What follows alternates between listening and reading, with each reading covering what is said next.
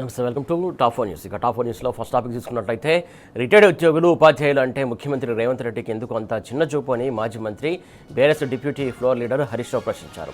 సుదీర్ఘకాలం ప్రభుత్వం ఉద్యోగులుగా ఉపాధ్యాయులుగా సేవలందించి రిటైర్డ్ అయ్యాక బెనిఫిట్స్ ఇవ్వకుండా కర్కశంగా వ్యవహరిస్తుండడం దుర్మార్గమని ఆయన అన్నారు. ఇక రెండో టాపిక్ చూసుకున్నట్లయితే రేపు సమ్మె నోటీసులు ఇచ్చేందుకు ఆర్టీసీ కార్మిక సంఘాల జేఏసీ సిద్ధమైంది. పాటు వేతన సవరణ చేపట్టి ఆర్టీసీ కార్మికులకు ఉద్యోగ భద్రత కల్పించాలని ప్రధానంగా డిమాండ్ చేస్తున్నారు. ఇక మూడో టాపిక్ చూసుకున్నట్లయితే పశ్చిమాసియాలో యుద్ధం 13వ రోజుకు చేరింది. ఇరాన్పై ఇజ్రాయెల్, అమెరికా బలగాలు విరుచుకుపడుతున్నాయి. ఇటు ఇజ్రాయెల్, యుఎస్ స్థావరాలే లక్ష్యంగా ఇరాన్ దాడులను ఉధృతం చేసింది. ఏఐ టెక్నాలజీతో ఇరాన్లోని 5,500 కంటే ఎక్కువ లక్ష్యాలను ఢీకొట్టినట్టు ట్రంప్ ప్రకటించింది. ఇక నాలుగో టాపిక్ చూసుకున్నట్లయితే మార్చి నెల ప్రారంభంలోనే భారుడు భగభగమంటున్నాడు. మొన్నటిదాకా మబ్బుల చాటున దాక్కున్న సూర్యుడు ఇప్పుడు ఉదయం 10 గంటలకే నిప్పులు కురిపిస్తున్నాడు. రాష్ట్ర వ్యాప్తంగా గరిష్ట ఉష్ణోగ్రతలు నమోదవుతున్నాయి. ఇక టాప్ 4 హెడ్లైన్స్ ఒకసారి చూద్దాం.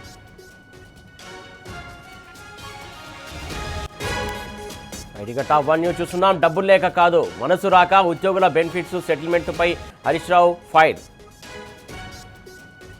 ఇక టాప్ 2 న్యూస్ చూస్తున్నాం. ఆర్టీసీలో సమ్మె సైరన్, విలీనంపై ఇక తాడోపేడో, రేపు యాజమాన్యానికి నోటీసు. ఇక టాప్ 3 న్యూస్ చూస్తున్నాం. భగ్గుమంటున్న పశ్చిమాసియా, బ్యాంకులు, ఆర్థిక సంస్థల లక్ష్యంగా డ్రోన్ దాడులు. ఇక టాప్ 4 న్యూస్ చూస్తున్నాం. మార్చిలోనే మంటలు, నిప్పులు కురిపిస్తున్న సూర్యుడు.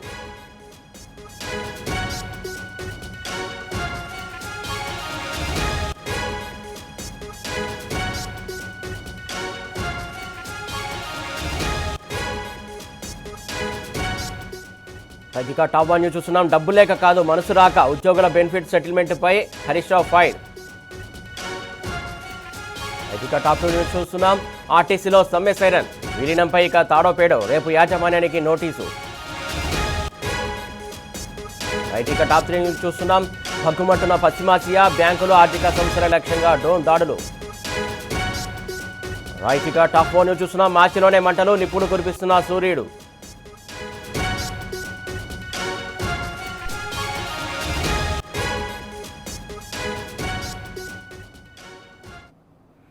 ఈ అంశాలకు సంబంధించినటువంటి సమాచారం మా ప్రతినిధులు లివిల్, కిరణ్, అరవింద్, సురేష్ ద్వారా తెలుసుకుందాం.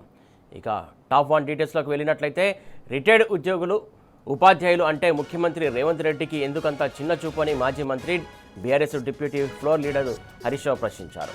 సుదీర్ఘకాలం ప్రభుత్వ ఉద్యోగులుగా ఉపాధ్యాయులుగా సేవలందించి రిటైర్డ్ అయ్యాక బెనిఫిట్స్ ఇవ్వకుండా కర్కశంగా వ్యవహరిస్తుండడం దుర్మార్గమని ఆయన అన్నారు. హక్కుల కోసం ప్రభుత్వాన్ని వేడుకోవాల్సినటువంటి పరిస్థితి ఏర్పడటం దురదృష్టకరమన్నారు. ప్రభుత్వ తీరు వల్ల బెనిఫిట్స్, పెన్షన్ బకాయిలు రాక మనోవేదనకు గురవుతున్నారని ఆవేదన వ్యక్తం చేశారు. అలా ఎంతోమంది ప్రాణాలు కోల్పోగా వందల సంఖ్యలో అనారోగ్యం పాలై ఆసుపత్రుల చుట్టూ తిరుగుతున్నారని వాపోయారు. హక్కుగా రావాల్సినటువంటి బెనిఫిట్స్ కోసం విశ్రాంతి తీసుకునే సమయంలో ప్రభుత్వ కార్యాలయాల చుట్టూ, కోర్టుల చుట్టూ తిరుగుతూ వేదనకు గురవుతున్నారని ఆరోపించారు. బకాయిలు చెల్లించే వరకు ప్రభుత్వాన్ని వదిలిపెట్టబోమని, రిటైర్డ్ ఉద్యోగుల పోరాటానికి బీఆర్ఎస్ అండగా ఉంటుందని అసెంబ్లీ వేదికగా నిలదీస్తామని భరోసా ఇచ్చారు. రిటైర్డ్ ఉద్యోగులకు బెనిఫిట్స్ చెల్లించకపోవడానికి కారణం డబ్బులు లేక కాదు, ముఖ్యమంత్రికి మనసు రాక అని హరీష్ రావు విమర్శించారు. Telangana retired employees association Harish రావును కలిసి వినతి పత్రం అందజేసింది.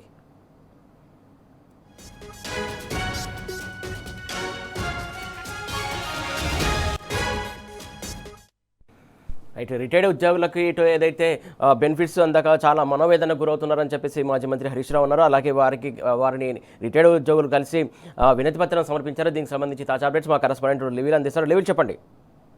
వాళ్ళ రాష్ట్రంలో రిటైర్డ్ ఉద్యోగులు ఉపాధ్యాయులు గురవుతున్నారు. రోజు రోజుకు ఆందోళన చెందుతున్న నేపథ్యంలో వాళ్ళ BRS deputy floor leader Harish రావును కొద్దిసేపు కలిశారు.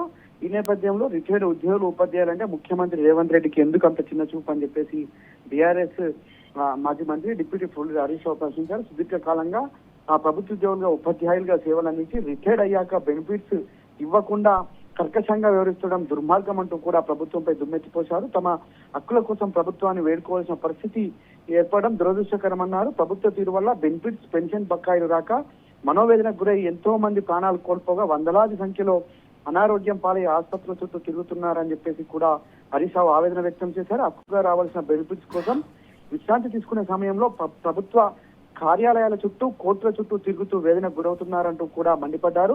బకాయిలు చెల్లించే వరకు ప్రభుత్వాన్ని వదిలిపెట్టబోమని, రిటైర్డ్ ఉద్యోగుల పోరాటానికి బీఆర్ఎస్ పార్టీ ఎప్పుడు అండగా ఉంటుందని అసెంబ్లీ వేదికగా నిలదీస్తామంటూ కూడా ఈ సందర్భంగా రిటైర్డ్ ఉద్యోగులకు పెన్షనర్లకు హరీష్ రావు భరోసానిచ్చారు. రిటైర్డ్ ఉద్యోగులు బెనిఫిట్స్ చెల్లించకపోవడానికి కారణం డబ్బులు లేక కాదు, ముఖ్యమంత్రికి మనసు రాక అంటూ కూడా విమర్శించారు. మూసి బ్యూటిఫికేషన్ కోసం 1,00,000 కోట్లు, ఫ్యూచర్ సిటీ కోసం 1,00,000 కోట్లు, అందాల పోటీల కోసం 100 కోట్లు, తన సోకుల కోసం నిర్వహించే ఫుట్బాల్ మ్యాచ్ కోసం 100 కోట్లు, ముఖ్యమంత్రి క్యాంప్ ఆఫీస్ కోసం 100 కోట్లు, ఇవి రాష్ట్రాల్లో 100 కోట్లతో పత్రికా ప్రకటనలు ఇచ్చే రేవంత్ రెడ్డికి బకాయిలు చెల్లించకపోవడం దారుణమని ఈ సందర్భంగా హరీష్ రావు అన్నారు. అయితే కాంగ్రెస్ ప్రభుత్వం వచ్చిన తర్వాత 98,000 కోట్లకు టెండర్లు పిలిచారని, బడా కాంట్రాక్టర్లకు 40,000 కోట్లు చెల్లించారని, కానీ ఉద్యోగులకు చెల్లించాల్సిన జీతాలు బెనిఫిట్స్ కోసం మాత్రం డబ్బులు ఇవ్వడం లేదంటూ కూడా మండిపడ్డారు. కమిషన్లు రావు కాబట్టి వీరికి బకాయిలు చెల్లించడం లేదని ఎద్దేవా చేశారు.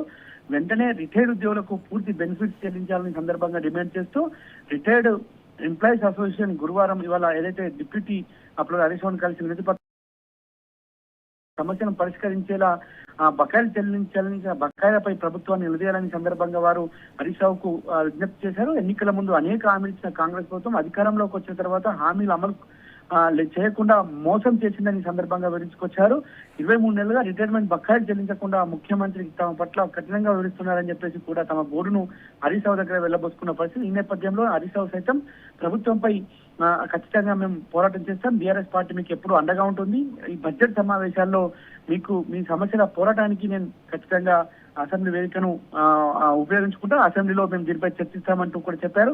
తెలంగాణ రిటైర్డ్ ఎంప్లాయీస్ తో పాటు ఇవాళ మరికొద్దిసేపటి క్రితమే ఆర్టీసీ కార్మికులు కూడా ఈ సందర్భంగా హరీష్ రావును కలిశారు. అసెంబ్లీలో తమ సమస్యల పరిష్కారం కోసం గుర్తు చేయాలని చెప్పేసి గుర్తు చేశారు. కాంగ్రెస్ ఎలక్ట్రికల్ బస్సుల ముసుగులో ఆర్టీసీని ప్రైవేటీకరించే కుట్ర చేస్తుంది, కాంగ్రెస్ సర్కార్ జూటా మాటలతో ఆర్టీసీ సంస్థని అప్పుడకుప్ప చేసింది అంటూ కూడా ఆగ్రహం వ్యక్తం చేశారు. మహాలక్ష్మి పథకం కింద బాకీ పడ్డ 2,804 కోట్ల బకాయిలు తక్షణమే విడుదల చేయాలని సందర్భంగా డిమాండ్ చేశారు. వారికి కూడా ఆర్టీసీ సమస్యలపైన, ఆర్టీసీ కార్మికులకు సంబంధించిన అనేక అంశాలపైన, ఇటు రిటైర్డ్ ఉద్యోగులు, పెన్షన్లకు సంబంధించిన విషయాల్లో నేను ఖచ్చితంగా ప్రభుత్వంపై పోరాటం చేశాను, ప్రభుత్వాన్ని డిమాండ్ చేశానంటూ కూడా ఈ సందర్భంగా వారికి హామీనిచ్చారు. ఖచ్చితంగా బీఆర్ఎస్ పార్టీ ఇటు రిటైర్డ్ ఉద్యోగులు కావచ్చు, పెన్షనర్లు కావచ్చు, ఆర్టీసీ ఉద్యోగుల పక్షాన ఎప్పుడు ఉంటుంది, బీఆర్ఎస్ పార్టీ పోరాటం కూడా చేస్తున్నట్టు కూడా సందర్భంగా వారికి భరోసానిచ్చారు. సురేష్, ప్రధానంగా ఏదైతే వారు ఇచ్చినటువంటి వినతి పత్రంలో ఏ అంశాలు పొందుపరిచారు, ప్రధానంగా ఎంతమంది రిటైర్ అయ్యారో, అలాగే వారికి రావాల్సినటువంటి బకాయిలు ఎంత మొత్తంలో ఉన్నాయని డీటెయిల్స్ చెప్పారా? దాదాపు 20,000 పైచిలకు రిటైర్డ్ ఎంప్లాయీస్ ఇప్పుడు రిటైర్ అయ్యారు. వారంతా కూడా దాదాపు లక్షల్లోనే.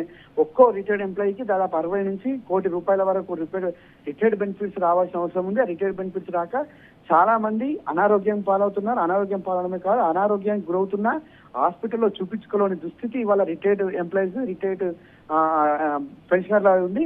కానీ ఈ ప్రభుత్వం నిమ్మకు నీరెత్తినట్టు వివరిస్తుంది. ఇవాళ గతంలో అనేక మొన్న టీ న్యూస్ ఆశ్రయించిన ఒక రిటైర్డ్ ఎస్ఐకి సంబంధించి టీ న్యూస్ లో వరుస కథనాలు చేయడం, అటు బీఆర్ఎస్ పవర్ లీడర్ హరీష్ రావు ఎక్స్ వేదికగా స్పందించడంతో అతనికి రావాల్సిన 69 లక్షల్లో కేవలం 29 లక్షలు ఇచ్చి చేతులు దులుపుకొని మిగతా పైసలు మీకు డబ్బులు అకౌంట్ లో జమ చేస్తామంటూ వారు కాలయాపన చేశారు తప్ప ఇవాళ అనేక సందర్భాల్లో ఇదే తరహా వ్యవహారం ఉంది. చాలా చోట్ల పెన్షనర్లను, రిటైర్డ్ ఉద్యోగులను కనీసం కూడా పట్టించుకున్న పాపన ఈ ప్రభుత్వం పోతలేదు. ఈ నేపథ్యంలోనే వారు బీఆర్ఎస్ పార్టీ గతంలో బీఆర్ఎస్ పార్టీ అధికారంలో ఉన్నప్పుడు ఎలాంటి ఇబ్బందులు లేకుండా ఉండే, కానీ వాళ్ళ కాంగ్రెస్ ప్రభుత్వం వచ్చిన తర్వాత 23 నెలల కాలంలో ఇవాళ రిటైర్డ్ ఉద్యోగులు అంతా కూడా నరకం అనుభవిస్తున్న పరిస్థితి కనిపిస్తుంది. చివరికి తిరిగి చెప్పులు ఎరుగుతున్నాయి, అనారోగ్యం పాలవుతున్నాం, కానీ మన రిటైర్డ్ బెనిఫిట్స్ వస్తలేవంటూ కూడా వారు ఆవేదన వ్యక్తం చేశారు. ఈ నేపథ్యంలోనే ఇటు బీఆర్ఎస్ పార్టీ ప్రధాన ప్రతిపక్ష పార్టీగా ఎప్పటికప్పుడు ప్రభుత్వాన్ని నిలదీస్తున్న నేపథ్యంలోనే వాళ్ళ బీఆర్ఎస్ పార్టీ దగ్గరికి వచ్చి వారు విన్నవించుకున్నారు. ఖచ్చితంగా వారి పక్షాన పోరాటం చేస్తారని చెప్పి ఆ డిప్యూటీ ఫ్లోర్ హరీష్ రావు వారికి హామీ ఇచ్చారు. Suresh, right, thank you level Reddy.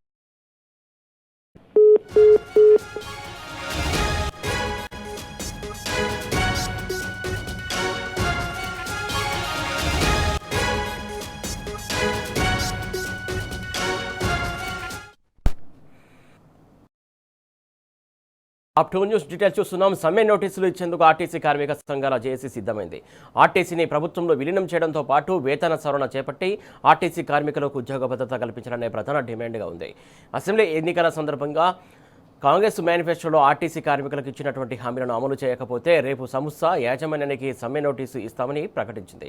జేఏసీలో లేని సంఘాలకు కూడా ఈ నిర్ణయాన్ని తెలియజేస్తున్నామని తెలిపింది. ఆర్టీసీ కార్మికుల సమస్యలపై చేపడుతున్న పోరాటంలో వారి భాగస్వామ్యం కూడా ఉండాలని కోరింది. తమను సమ్మె వైపు వెళ్లకుండా ఆపాల్సినటువంటి బాధ్యత ప్రభుత్వంపైనే ఉన్నదని స్పష్టం చేసినటువంటి ఆర్టీసీ ఉద్యోగులు కాంగ్రెస్ సర్కారు పంతాలు పట్టింపులు వీడి హామీలను అమలు చేయాలని వారు డిమాండ్ చేస్తున్నారు. రైట్, దీనికి సంబంధించి తాజా అప్డేట్స్ మా కరెస్పాండెంట్ కిరణ్ అందిస్తారు. కిరణ్, చెప్పండి, మొత్తానికి ఏదైతే రేపు ఆర్టీసీ సంబంధించినటువంటి కార్మికులు సమ్మె నోటీసులు ఇవ్వడానికి సిద్ధమయ్యారు.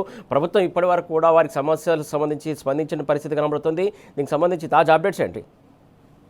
ఏదైతే రేపు మధ్యాహ్నం ఆర్టీసీ యాజమాన్యానికి ఆర్టీసీ సంఘాలన్నీ కూడా చేసి సమ్మె నోటీస్ ఇవ్వబోతా ఉన్నారు. ఇటీవల గత నెల 24వ తేదీన భారీ ర్యాలీతో పాటు ఏదైతే ధర్నాను కూడా నిర్వహించారు. అయితే వారి సమస్యలు ఏవైతే ఉన్నాయో ప్రధానంగా ఆర్టీసీకి సంబంధించినటువంటి విలీనం ఏదైతే ఉందో ప్రభుత్వంలో విలీనం చేయాలనే ప్రధాన డిమాండ్ తో పాటు, అంతేకాకుండా వేతన సవరణ చేపట్టి ఇటు ఉద్యోగ భద్రత కూడా కల్పించడంతో పాటు ఎలక్ట్రిక్ బస్సులు ఏవైతే ఉన్నాయో అవన్నీ కూడా ప్రభుత్వమే కొనుగోలు చేసి ఇటు ఆర్టీసీకి అప్పగించాలి. అందులో ఆర్టీసీ డ్రైవర్లను మాత్రమే కొనసాగించాలి, ప్రైవేట్ వ్యక్తులకు ఇవ్వకూడదని కూడా వాళ్ళు డిమాండ్ చేస్తా ఉన్నారు. ప్రధానంగా ఆర్టీసీ సమస్యలు ఏవైతే ఉన్నాయో గత 2.5 సంవత్సరాల నుంచి కూడా రాష్ట్ర ప్రభుత్వం కాంగ్రెస్ ఏర్పడినప్పటి నుంచి ఆర్టీసీ ఉద్యోగులను కావచ్చు, ఆర్టీసీ కార్మికులను కూడా పట్టించుకున్నటువంటి పాపాన పోలేదు. అందుకు సంబంధించినటువంటి అంశంలో కూడా ఇక వదిలే ప్రసక్తే లేదంటూ కూడా ఆర్టీసీ సంఘాలు కావచ్చు, ఆర్టీసీ కార్మికులు కూడా నిత్యం ఇబ్బందులకు గురవుతున్నారు. అంతేకాకుండా మహాలక్ష్మి స్కీమ్ తో కూడా తీవ్ర ఒత్తిడిలో ఉన్నటువంటి కండక్టర్లు కావచ్చు, ఆర్టీసీ డ్రైవర్లు కావచ్చు, దీనికి సంబంధించినటువంటి అంశంలో చాలా రకాలుగా సమస్యలు తలెత్తుతున్నాయి. కాబట్టి ఖచ్చితంగా ఈ సమస్యలన్నీ పరిష్కరించే దిశగా రాష్ట్ర ప్రభుత్వం కృషి చేయాలి. ఈ నేపథ్యంలోనే పూర్తి స్థాయిలో రాష్ట్ర ప్రభుత్వానికి సంబంధించినటువంటి అంశంలో ప్రస్తుతం ఉన్నటువంటి సిచ్యువేషన్ లో రేపు ఆర్టీసీ యాజమాన్యానికి సమ్మె నోటీసు ఇవ్వబోతా ఉన్నారు. ఇటీవల కాలంలో వీరి సమస్యలు పరిష్కరించేందుకు కృషి చేస్తామంటూ కూడా మంత్రి పొన్నం ప్రభాకర్ చెప్పారు. కానీ ఇప్పటి వరకు కూడా కనీసం వారిని కూర్చోబెట్టి మాట్లాడినటువంటి దాఖలాలు అయితే కనిపించట్లేదంటూ వాళ్ళు ఆగ్రహం వ్యక్తం చేస్తా ఉన్నారు. ఖచ్చితంగా ఉద్యోగ భద్రత కల్పించడంతో పాటు ఆర్టీసీని ప్రభుత్వంలో విలీనం చేయడంతో పాటు, అంతేకాకుండా ఎలక్ట్రిక్ బస్సులు ఏవైతే ఉన్నాయో అవన్నీ కూడా పెద్ద మొత్తంలో హైదరాబాద్ లో తిప్పేందుకు ఆర్టీసీ యాజమాన్యం కావచ్చు ప్రభుత్వం కసరత్తు చేస్తుంది. అయితే అందులో ఉన్నటువంటి పనిచేసేటువంటి మెకానికులు కావచ్చు, డ్రైవర్లందరినీ కూడా ప్రైవేట్ వ్యక్తులను తీసుకున్నటువంటి అవకాశం అయితే కనిపిస్తుందని కూడా వాళ్ళు డిమాండ్ చేస్తా ఉన్నారు. ప్రధానంగా ఆర్టీసీ ఉద్యోగులు ఎవరైతే ఉన్నారో డ్రైవర్లను ఖచ్చితంగా ఆర్టీసీలోనే కొనసాగిస్తూ ఎలక్ట్రిక్ బస్సులో కూడా ఉన్నటువంటి రీప్లేస్ అయినటువంటి బస్సులో ఖచ్చితంగా ఆర్టీసీకి సంబంధించినటువంటి నిపుణులు కలిగిన డ్రైవర్లను కొనసాగించాలనే డిమాండ్ పెద్ద ఎత్తున వినిపిస్తుంది. ఇటు ఈ సమస్యలన్నిటి పట్ల రేపు ఆర్టీసీ యాజమాన్యానికి అయితే సమ్మె నోటీసు ఇవ్వబోతా ఉన్నారు. కిరణ్, ముఖ్యంగా ప్రైవేటు బస్సులు కావచ్చు, ప్రైవేట్ వ్యక్తులను డ్రైవర్లుగా క్రమం మనం చూస్తూ ఉన్నాం. అంటే ఎందుకోసం ఈ కార్మికులు ఎక్కడ భయపడుతున్నారు, దేనికోసం అంటే ప్రధానంగా ఆర్టీసీని ప్రైవేటు పరం చేయడానికి సిద్ధంగా ఉందనే సంకేతాలు వస్తున్నాయి వాళ్ళకి ఏమైనా? ఖచ్చితంగా రాష్ట్ర ప్రభుత్వం తీసుకునేటువంటి నిర్ణయమే ఇందుకు అనుగుణంగా కనిపిస్తుంది. ఎందుకంటే ఆర్టీసీ బస్సులు ఏవైతే ఉన్నాయో ప్రస్తుతం కొంతకాలం చెల్లినటువంటి బస్సులు ఉన్నాయి, అందులో ఎలక్ట్రిక్ బస్సులు ఉన్నాయి. ప్రస్తుతం ఎలక్ట్రిక్ బస్సులన్నింటినీ కూడా కొన్ని ప్రైవేటుకు సంబంధించినటువంటి ఆర్టీసీ బస్సులు ఎలక్ట్రిక్ బస్సులు ఇప్పుడు ఇటు ఆర్టీసీలో తిప్పేందుకు సిద్ధమవుతున్నారు. వాటికి సంబంధించినటువంటి ప్రకటనలు కూడా ఇటు హైదరాబాద్ లో అక్కడక్కడ కనిపిస్తా ఉన్నాయి. డ్రైవర్లు కావాలంటూ కూడా ఆ ప్రకటనలు చేస్తుండడంతో పూర్తి స్థాయిలో వాళ్ళందరినీ కూడా ప్రైవేట్ పరం చేసేందుకు, ఆర్టీసీని ప్రైవేట్ పరం చేసేందుకు రాష్ట్ర ప్రభుత్వం ఒక కుట్ర పన్నుతుందంటూ కూడా వాళ్ళు ఆగ్రహం వ్యక్తం చేస్తున్నారు. అందులో భాగంగానే ప్రస్తుతం ఉన్నటువంటి సిచ్యువేషన్ లో డ్రైవర్లను కూడా ఖచ్చితంగా ఎలక్ట్రిక్ బస్సుల్లోనే ఆర్టీసీకి సంబంధించినటువంటి డ్రైవర్లను కొనసాగించాలనే డిమాండ్ కూడా వినిపిస్తోంది. ప్రధానంగా ఏదైతే ఆర్టీసీని ప్రభుత్వంలో విలీనం ప్రక్రియ కొనసాగాల్సినటువంటి అవసరం ఉంది, ఆ ప్రక్రియను ఎందుకు ఇంకా పాటించట్లేదు, ప్రధానంగా ఎందుకు అది పక్కన పెడుతుంది అనుకోవాలి? ఎందుకంటే రాష్ట్ర ప్రభుత్వం ఫస్ట్ మేనిఫెస్టోలోనే పెట్టింది, గత ప్రభుత్వంలోనే ఈ నిర్ణయం జరిగింది, గెజెట్ కూడా వచ్చినటువంటి సందర్భం కనపడింది. నాడు ఉన్నటువంటి గవర్నర్ అంశంలో కూడా అప్పుడు ఉన్నటువంటి గవర్నర్ తమిళిసై సౌందరరాజన్ కూడా దీన్ని తీసుకునేందుకు ఇబ్బందులకు గురి చేసినటువంటి పరిస్థితి కనిపించింది. అందులో భాగంగానే ప్రస్తుతం ఉన్నటువంటి గవర్నర్ కు సంబంధించినటువంటి అంశం రాష్ట్ర ప్రభుత్వం ఏర్పడినప్పటి నుంచి కనీసం ఈ ఆర్టీసీ విలీనాన్ని పట్టించుకోకపోగా దీన్ని చేసే ప్రసక్తే లేదంటూ కూడా వాళ్ళు చెప్పినటువంటి సందర్భాలు అయితే మనకు కనిపిస్తున్నాయి. ఖచ్చితంగా రాష్ట్ర ప్రభుత్వం ఆర్టీసీని విలీనం చేయాలనేటువంటి డిమాండ్ అయితే ప్రస్తుతం వినిపిస్తుంది.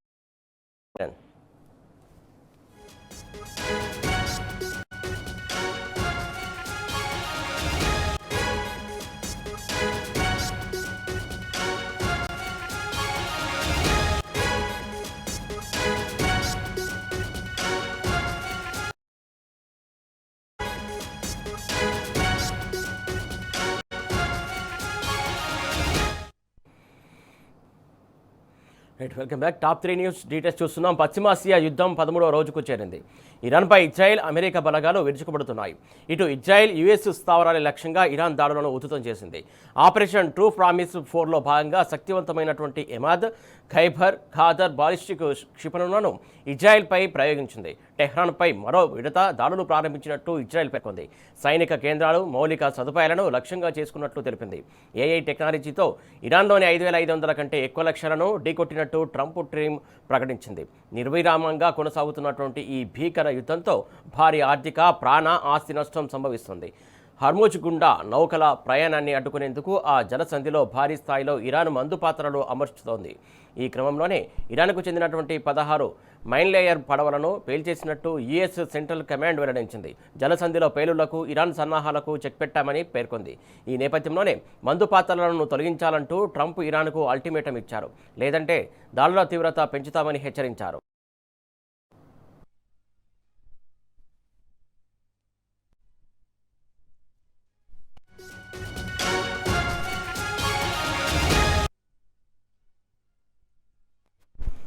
రైట్, ఇరాన్ ఇజ్రాయెల్ వార్ ఇంకా కొనసాగుతుంది. ఆస్తి అలాగే ప్రాణ నష్టం తీవ్రంగా పెరుగుతున్నటువంటి సిచ్యువేషన్ చూస్తూ ఉన్నాం. దీనికి సంబంధించి మా ఢిల్లీ ప్రతినిధి తాజా అప్డేట్స్ అందించడానికి సురేష్ సిద్ధంగా ఉన్నాడు. సురేష్, చెప్పండి, మొత్తానికి ఇంకా యుద్ధ వాతావరణం ఇంకా కొనసాగుతూనే ఉంది, కంటిన్యూ అవుతున్నటువంటి పరిస్థితి కనబడుతుంది.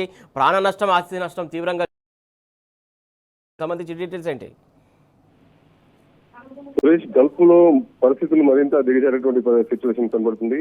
ఒకవైపు ఇరాన్ హర్ముజ్ జలసంధికి సంబంధించి అక్కడ బాంబులను ఏర్పాటు చేసి వచ్చిపోయేటువంటి ఓడలను పూర్తిగా ఆపు చేసేటువంటి ప్రయత్నాలు చేయడం కారణంగా అమెరికా ఈ రోజు ఇరాన్ కు వార్నింగ్ ఇవ్వడం జరిగింది. మరోవైపు గల్ఫ్ పరిస్థితులపై ఐక్యరాజ్య సమితి భద్రతా మండలి కూడా ఒక తీర్మానం ఆమోదం పొందడం జరిగింది. మొత్తం 13 దేశాలు ఈ తీర్మానానికి అనుకూలంగా ఓటు వేయగా రష్యా మరియు చైనా ఓటింగ్ లో పాల్గొనకుండా ఈ తీర్మానానికి రాకుండా ఉండడం జరిగింది. పూర్తిగా ఇటీవల జరుగుతున్నటువంటి యుఎన్ఎస్సి తీర్మానాలకు సంబంధించి చూసుకుంటే అతి పెద్ద అంతర్జాతీయ మద్దతుగా ఈ రోజు జరిగినటువంటి యుఎస్ఎస్సి తీర్మానంలో 13 దేశాలు గల్ఫ్ ఐక్యరాజ్య సమితి భద్రతా మండలిలో ఓటు వేయడం అనేది పెద్ద విషయం. మరోవైపు మాత్రం ఇరాన్, ఇజ్రాయెల్, అమెరికా దాడులు కొనసాగుతున్నాయి. దీని కారణంగా ప్రస్తుతం ఎల్పిజికి సంబంధించి అలాగే ఆయిల్ సరఫరాకు సంబంధించినటువంటి నిలుపుదల కారణంగా ప్రపంచ దేశాలపైన ప్రభావం కూడా పడుతుంది. దీని కారణంగా ఆర్థిక పరిస్థితుల ప్రభావం కూడా ఇటు గల్ఫ్ దేశాలతో పాటు ఏషియన్ కంట్రీస్, యూరోపియన్ కంట్రీస్ పైన కూడా ఎఫెక్ట్ అవుతున్నటువంటి సిచ్యువేషన్. సురేష్, ప్రధానంగా ఏదైతే ఇక్కడ అమెరికా ఎంత హెచ్చరికలు జారీ చేసినా కూడా ఇజ్రాయెల్ మాత్రం ఎక్కడ కూడా జంకని పరిస్థితి కనబడుతుంది. అంతే ధీటుగా ఫైట్ చేస్తున్నటువంటి సిచ్యువేషన్ చూస్తున్నాను. ఇంకా ఎటుపోయే అవకాశం ఉందనుకోవాలి. ఎట్లా అసలు చాలా మంది భయభ్రాంతులకు గురవుతున్నటువంటి సిచ్యువేషన్ కూడా చూస్తూ ఉన్నాం కదా. యుద్ధాన్ని మొదలుపెట్టింది అమెరికా, ఇజ్రాయెల్ అయినప్పటికీ యుద్ధాన్ని విదేశాంగ శాఖ మంత్రి ఇరాన్ కి సంబంధించి చేయడం జరిగింది. అమెరికా కూడా యుద్ధాన్ని ఆపేటువంటి ప్రయత్నాలు చేసేందుకు భాగంగా రష్యా అధ్యక్షుడు పుతిన్ తో కూడా ట్రంప్ మాట్లాడినప్పటికీ దీనిపైన రష్యా పూర్తి స్థాయిలో యుద్ధాన్ని విరమించేందుకు సైనికులను ముందుకెళ్ళని చెప్పి సూచించడం జరిగింది. మరోవైపు ఇరాన్ మాత్రం ఇజ్రాయెల్ అలాగే అమెరికా స్థావరాలపైన గల్ఫ్ దేశాల్లో ఉన్నటువంటి వాటిపైన దాడులు కొనసాగిస్తున్నటువంటి పరిస్థితి. రెజిమ్ మార్చేటువంటి ప్రయత్నాల్లో భాగంగా యుఎస్ ఇరాన్ పై దాడులు చేసింది ఇజ్రాయెల్ తో కలిసి. ఇజ్రాయెల్ ముందుగా దాడులు చేసి అమెరికా వారికి మద్దతుగా ముందుకెళ్ళినటువంటి పరిస్థితి. అయితే రెజిమ్ మారినప్పటికీ కమీని కొడుకు బాధ్యతలు ఆదివారం నాడు స్వీకరించిన తర్వాత కూడా న్యూక్లియర్ సంబంధించినటువంటి వారెడ్స్ తయారు చేసే విషయంలో పూర్తిగా విరమించుకోవాలంటే డిమాండ్ తో అమెరికా ముందుకెళ్తుంది. దీనిపైన ఇరాన్ మాత్రం తాము ఖచ్చితంగా న్యూక్లియర్ వారెడ్స్ తయారు చేసుకునే దిశగా అనఫీషియల్ వాళ్ళు ముందుకెళ్తున్నటువంటి కారణంగా అమెరికా, ఇజ్రాయెల్ దాడులు కొనసాగుతున్నటువంటి పరిస్థితి. మరో కొద్ది రోజుల పాటు ఈ యుద్ధం కొనసాగేటువంటి అవకాశాలు కనబడుతున్నాయి. Suresh, right, thank you Suresh.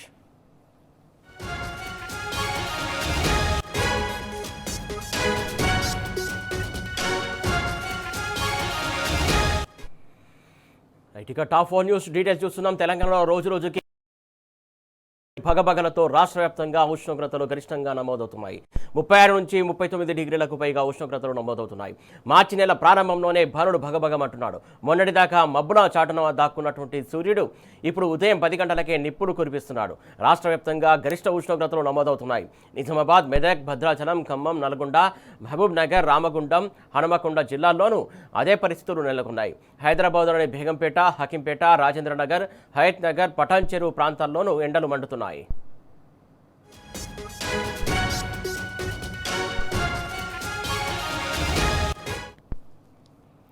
Right, ఇటు మార్చి మొదటి వారంలోనే ఎండలు మండిపడుతున్నాయి. మొత్తానికి చాలా చోట్ల కూడా ఎండల తీవ్రత పెరిగిపోయినటువంటి పరిస్థితి కనబడుతుంది తెలంగాణ వ్యాప్తంగా. దీనికి సంబంధించి తాజా అప్డేట్స్ మా కరెస్పాండెంట్ అరవింద్ అందించడానికి సిద్ధంగా కూడా. అరవింద్, చెప్పండి, మొత్తానికి ఏదైతే మార్చి మొదటి వారంలోనే ఎండలు తీవ్రం దాల్చున్నాయి, ఇంకా రానున్న రోజులు ఇంకెలా ఉండే అవకాశం ఉంది, వాతావరణం సంబంధించి ఎట్లాంటి అప్డేట్స్ అందుతున్నాయి?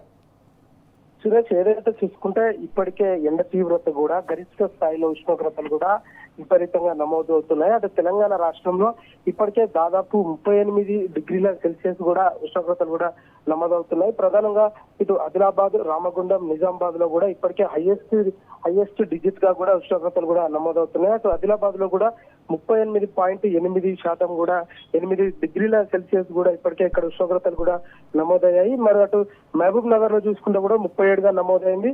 ఖమ్మం, భద్రాద్రి కొత్తగూడెంలో మాత్రం 38.6గా కూడా ఉష్ణోగ్రతలు కూడా నమోదయ్యాయి. ఇది రోజు రోజుకి గరిష్ట స్థాయిలో ఉష్ణోగ్రతలు కూడా ఇప్పటికే తీవ్ర స్థాయిలో కూడా నమోదవుతున్నాయి. సెంట్రల్ జోన్ ఉన్న హైదరాబాద్ చూసుకుంటే మాత్రం 38.9గా కూడా ఏదైతే ఎండ తీవ్రత కూడా ఇప్పటికే నమోదైంది. అయితే రానున్న 5 రోజుల పాటు కూడా తెలంగాణలో మరింత గరిష్ట స్థాయి ఉష్ణోగ్రతలు కూడా తీవ్రంగా పెరిగే అవకాశాలు ఉన్నాయి. అటు వర్ష ప్రభావం కూడా మార్చి 18 తర్వాత కూడా కొన్ని చోట్లలో కూడా అటు తీవ్రతరంగా భారీ వర్షము మరియు అటు ఉరుములు మెరుపులతో కూడిన వర్షం కూడా ఉంటుందని కూడా వాతావరణ అధికారులు హెచ్చరికలు కూడా జారీ చేశారు. అటు ఉదయం సమయంలో కూడా అటు ఉత్తర తెలంగాణలో 8 గంటల ప్రాంతంలోనే 33 నుంచి 36 డిగ్రీల సెల్సియస్ వాతావరణం కూడా ఉష్ణోగ్రతలు కూడా నమోదవుతున్నాయి. అటు ఈశాన్య తెలంగాణలో అటు భద్రాద్రి కొత్తగూడెం, ఖమ్మం జిల్లాలో కూడా ఎక్కువ కోల్ మైన్ ఏరియా ఉంటది కాబట్టి అక్కడ కూడా ఉదయం సమయంలో 33 నుండి 36 డిగ్రీ సెల్సియస్ కూడా ఉష్ణోగ్రతలు నమోదవుతున్నాయంటూ కూడా వాతావరణ అధికారులు హెచ్చరికలు కూడా జారీ చేశారు. పలు జిల్లాలకు కూడా ఆరెంజ్ అలర్ట్ జారీ చేశారు, కొన్ని జిల్లాలకు మాత్రం ఎల్లో అలర్ట్ కూడా జారీ చేశారు. ప్రధానంగా ఆదిలాబాద్ జిల్లా, మహబూబ్ నగర్ జిల్లా, రామగుండం జిల్లాకు మాత్రం ఇప్పటికే ఆరెంజ్ అలర్ట్ కూడా వాతావరణ అధికారులు హెచ్చరికలు కూడా జారీ చేశారు. అటు భద్రాద్రి కొత్తగూడెం, నల్గొండ, హనుమకొండ, మహబూబ్ నగర్, యాదాద్రి, భువనగిరి ఈ జిల్లాలో మాత్రం ఎల్లో అలర్ట్ కూడా వాతావరణ అధికారులు ఇప్పటికే హెచ్చరికలు కూడా జారీ చేశారు. అంటే గతంలో మహబూబ్ నగర్ లో అత్యధికంగా 39.6 డిగ్రీ సెల్సియస్ ఉండగా ఇప్పుడు 2% కూడా మైనస్ జరిగిందంటూ కూడా అధికారులు తెలియజేశారు. ఏదేమైనప్పటికీ కూడా అటు తెలంగాణ రాష్ట్రంలో రానున్న 5 రోజుల పాటు కూడా ఇదే ఉష్ణోగ్రతలు కొనసాగే అవకాశాలు ఉన్నాయి. ఎండ తీవ్రత కూడా మరింత పెరిగే అవకాశాలు ఉంటాయి. ఎవరైతే భవన కార్మికులు ఉంటారో వాళ్ళందరూ కూడా సాయంత్రం సమయంలో అయితే అవుట్ సైడ్ కార్యక్రమాలు కానీ అటు నిర్మాణ కార్యక్రమాలు కానీ చేసుకుంటే బెటర్. ఎందుకంటే ఎండ తీవ్రత ఎక్కువ ఉండడం వల్ల కూడా ఎక్కువ డీహైడ్రేషన్ కావడం, కళ్ళు తిరిగి పడిపోవడం, వడదెబ్బ కొట్టడం ఇలాంటి అనేకమైన సమస్యలు ఎదుర్కొంటారు. కాబట్టి తగిన జాగ్రత్తలు కూడా ఇప్పటికే అధికారులు తెలియజేశారు.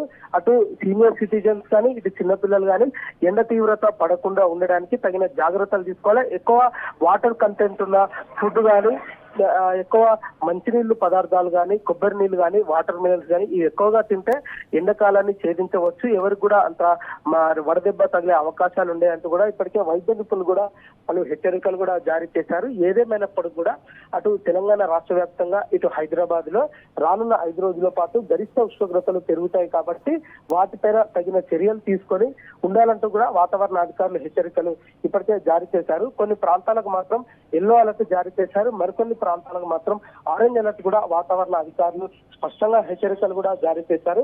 ప్రజలందరూ అప్రమత్తంగా ఉండి దీనిపైన తగు చర్యలు తీసుకోవాలంటూ కూడా డిమాండ్ చేశారు. Right, thank you Arvind.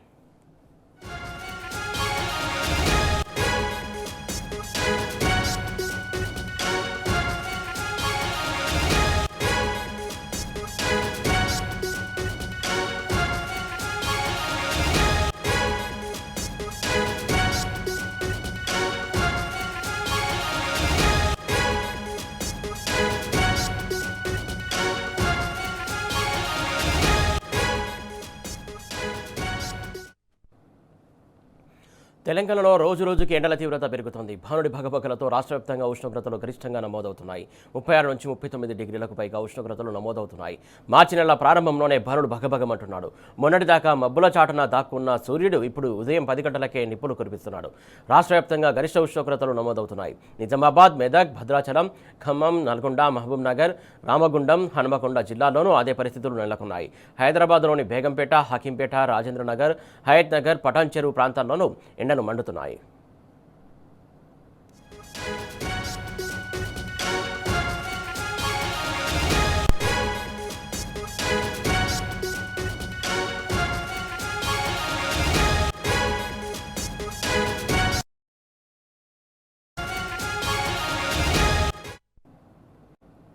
ఇవి ఇవాల్టి top 1 news updates. Keep watching tea news.